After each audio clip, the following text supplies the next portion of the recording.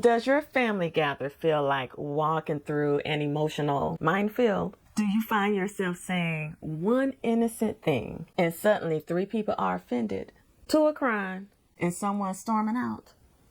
Are you the one trying to keep the peace while everyone else seems to take everything personally? If family dynamics leave you feeling like you need a vacation from the vacation, or if you've made progress on your emotional sovereignty only to feel like you're back at square one after one family dinner, join the club. Today we're exploring why some families seem to live in a constant state of emotional reactivity, how generational patterns of taking things personally get passed down, and most importantly, how to break these cycles while maintaining loving family connections. This is part 7 of our Emotional Sovereignty series, and I'm here to help you navigate family dynamics with grace, protecting your peace while honoring your family bonds. First, let's understand why some families seem to operate in perpetual emotional chaos. From a psychology perspective, families often function as emotional systems where patterns get passed down through generations like family heirlooms. Except these aren't always gifts you want to keep. Families who experience historical trauma, poverty, or instability often develop hypervigilant emotional systems. What was once a survival mechanism, being alert to every emotional shift, becomes a way of relating that continues even when the original threat is gone. Children in these families learn that emotions are dangerous, unpredictable, and require constant management. Some families never learned that individual family members can have different feelings, opinions, or even experiences. Everyone's mood affects everyone else's mood. Individual boundaries are seen as betrayal or rejection of the family. Taking things personally becomes the norm because everything is personal in an enmeshed system. Different generations often have vastly different communication styles and emotional expectations. What feels like personal attack to one generation might be normal communication to another. Family roles and expectations can create pressure that leads to defensiveness and reactivity. Here's what I want you to understand today. Your family's emotional reactivity isn't evidence that they don't love you or that you're all dysfunctional. It's often evidence of patterns that develop for very understandable reasons. And with awareness, these patterns can be changed. There's something uniquely challenging about family triggers that makes them hit harder than triggers from friends, co-workers, or even strangers.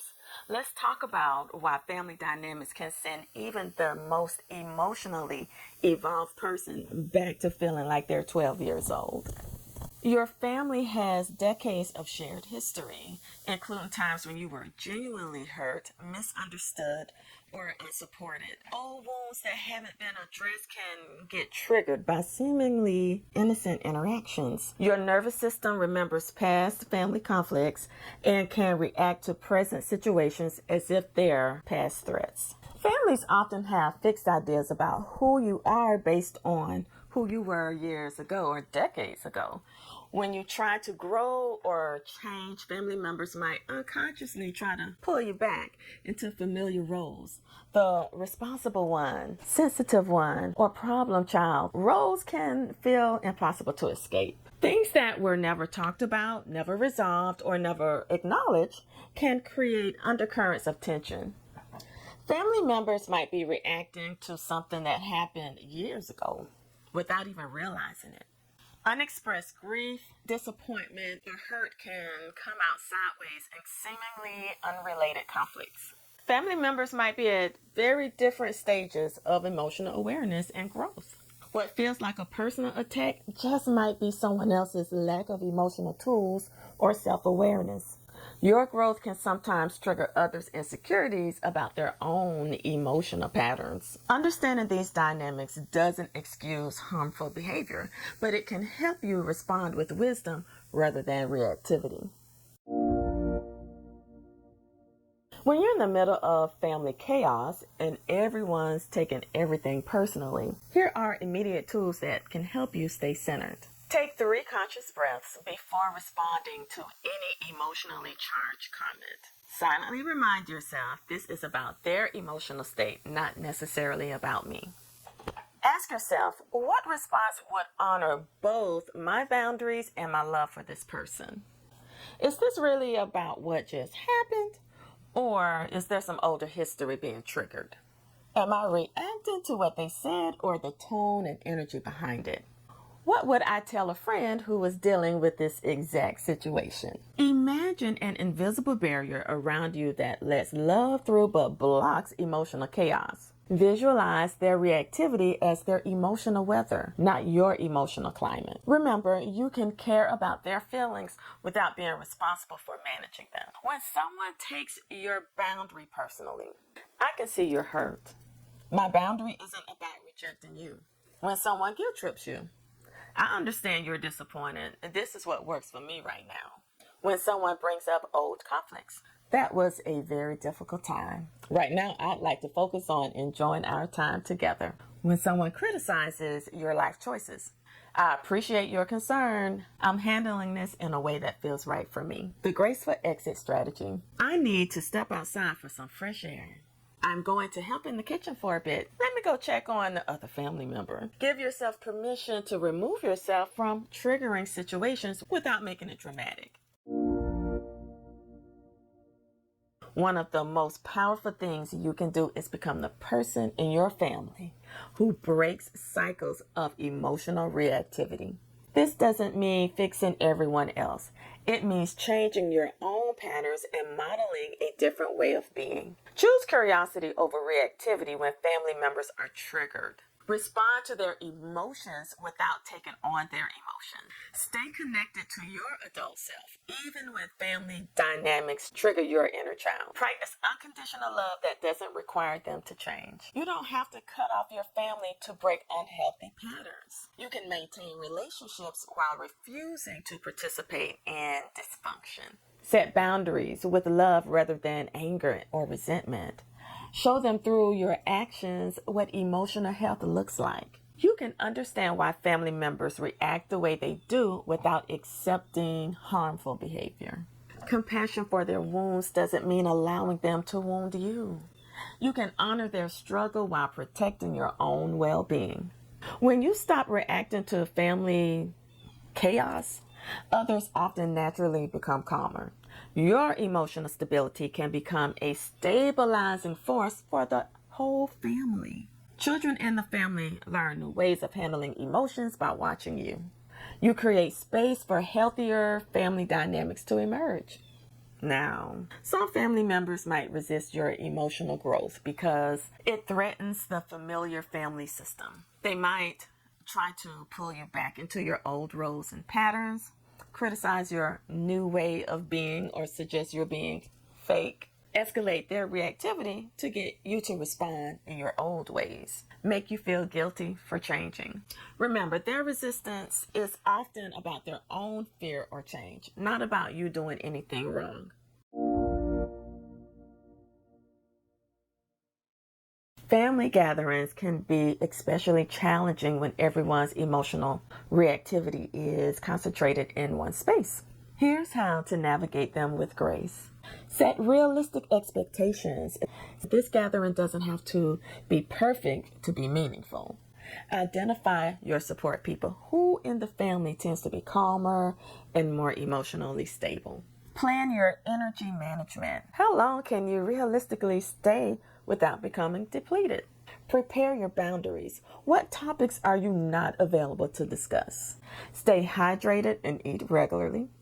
Blood sugar crashes make emotional regulation harder. Take breaks. Go outside, take a bathroom break, or find a quiet place to reset. Practice the gray rock method. Be pleasantly boring about topics that typically create drama. Redirect conversations. That's interesting.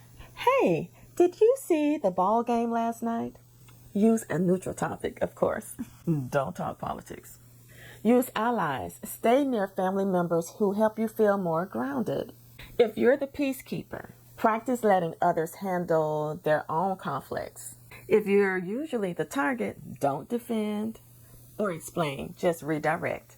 If you're usually the entertainer, allow for comfortable silences and slower energy. If you're usually the caregiver, let others take care of themselves.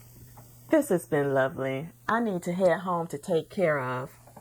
Make it legitimate. I'm getting tired and want to end this on a nice note. Thank you for having me. I'll call you later this week. Speaking of maintaining your center during challenging family dynamics, I want to offer you something that can support you daily in this journey. It's my free daily self-care checklist with affirmations. It includes affirmations for staying grounded that will help during family triggers and gentle reminders that you can love your family while protecting your peace. You can grab that in the description below.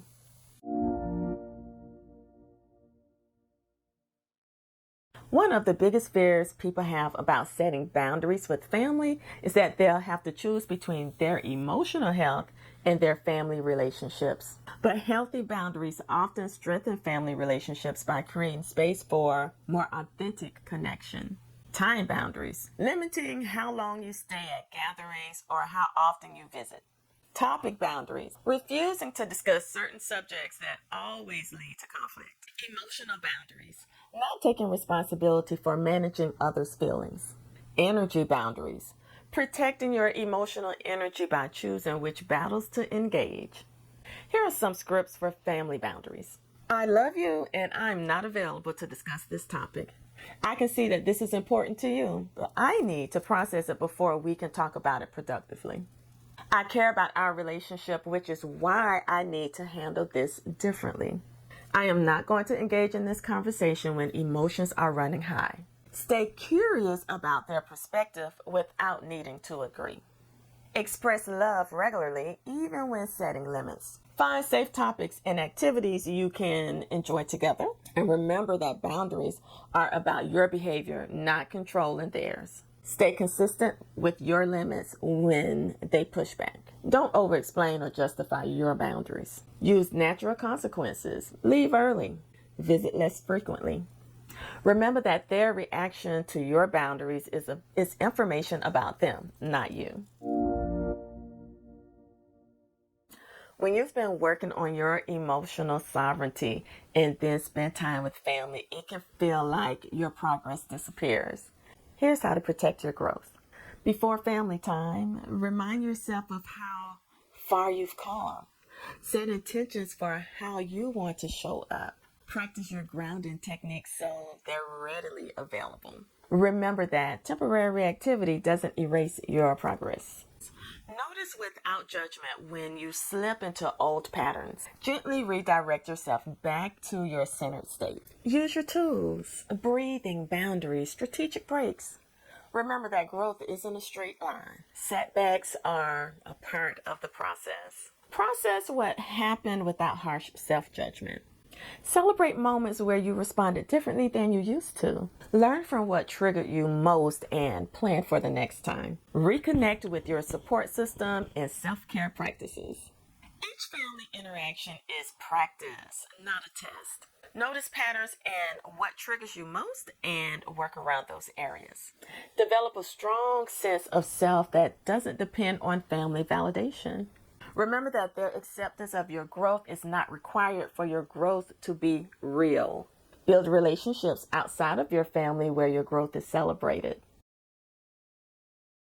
As I was uploading the videos, I made a mistake and deleted this section that's coming up next by mistake. So let's continue on with creating support systems. Build relationships outside of your family where your growth is celebrated, not tolerated. Consider therapy or coaching for additional support with family dynamics. Connect with others who understand the challenges of family healing. Have people you can call on after difficult family interactions. And by the way, I am Gwen Jones, and I offer heart-centered content that guides you from reactive patterns to intentionally designing a life that's aligned with your purpose through mindful wellness practices. With my psychology background and experience navigating my own family dynamics, I understand how challenging it can be to maintain your emotional sovereignty while honoring family relationships. And I'm here to help you find that balance with grace and wisdom. Navigating family dynamics when everyone takes everything personally is one of the most challenging aspects of emotional sovereignty. It requires you to hold multiple truths simultaneously. You can love your family deeply and still protect your peace. You can understand their patterns without accepting harmful behavior. You can break generational cycles while maintaining family connections. Remember that you are not responsible for healing your entire family system. Your job is to show up as your healthiest, most authentic self, and let that be enough. When you stop participating in emotional chaos, you create space for healthier dynamics to emerge. But this isn't guaranteed, and it's not your responsibility to make it happen either. Your growth doesn't require your family's permission or approval. You can continue healing and growing even if they don't understand or support your journey. In fact, sometimes the most loving thing you can do for your family is to refuse to participate in the dysfunction, even when that makes them uncomfortable. It's okay if family gatherings aren't never the peaceful, harmonious experiences you wish they could be. It's okay if some family members never learn to communicate without taking things personally. Your worth and your progress aren't determined by your family's emotional health. What you can control is how you show up, how you respond, and how you protect your own well being. You can be that family member who breaks cycles of reactivity. You can model emotional health without preaching it. You can love people exactly as they are while refusing to participate in patterns that harm your peace. You see, the goal isn't to have a perfect family, it's to be able to love your imperfect family while honoring your own emotional needs. You deserve relationships where your growth is celebrated, not tolerated. Your boundaries are respected, and your authentic self is welcomed. And if that's not available in your family of origin, you can create it in your chosen family and community. Grab that free daily self-care checklist below for ongoing support in maintaining your center during family challenges. And make sure you're subscribed because next week we are exploring creating your emotional freedom maintenance plan. The final video in our series about sustaining all the growth you've created. You can love your family and protect your peace. You can break cycles while maintaining connections. You are exactly where you need to be on this journey. Until next time, keep flowing in serenity.